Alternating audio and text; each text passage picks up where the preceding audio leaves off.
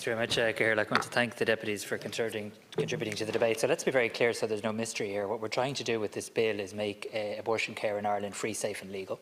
And there's a direct correlation between the words free and the word safe.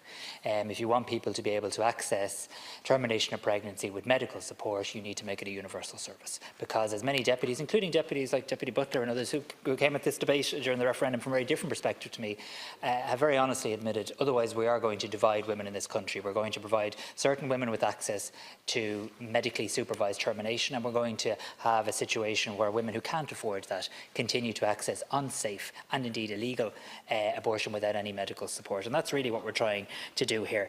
Deputy Chambers quite rightly said pregnant women in this country do get healthcare. Are we really suggesting that free healthcare? Are we really suggesting that different women should get different types of free healthcare depending on the choice that they make? Are we not going to respect the fact that women get to make that choice, pregnant women get to make that choice, and we don't just provide free GP care if you make a choice that certain people in this House approve of, that we actually provide that free healthcare for all of our pregnant women. I find it very frustrating when I hear this argument that only when we live in some sort of perfect world and have addressed all of the other ills and challenges that we societally face, then can we look after women in crisis.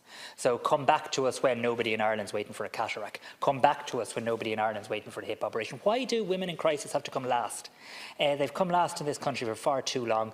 The women of Ireland and those that love the women of Ireland spoke out very clearly in wanting that to no longer be the case. That's what this bill is trying to do. And the irony is not lost on me, just like Deputy Smith. It's not lost on the women of Ireland. It's not lost on the partners of the women of Ireland, that those who agitate about why do people have to travel to Northern Ireland. Of course nobody wants anyone to have to travel to Northern Ireland, but you're still happy for every single woman in a crisis pregnancy to leave our shores and go abroad for abortion care. 9 women today, and indeed to have 3 women take the abortion pill today. Deputy O'Keefe is right, inpatient charges are capped at €800 a year, so just to clarify that point as well. This amendment also is I don't believe it actually, even though we've debated it for a very long period of time, I don't believe it achieves what it's endeavouring to achieve, and I did point this out at committee stage in advance of report stage, because you're trying to amend section 4 of the bill, which is actually just a standard provision in the legislation. So if you wanted to achieve what you actually wanted to achieve, you should be amending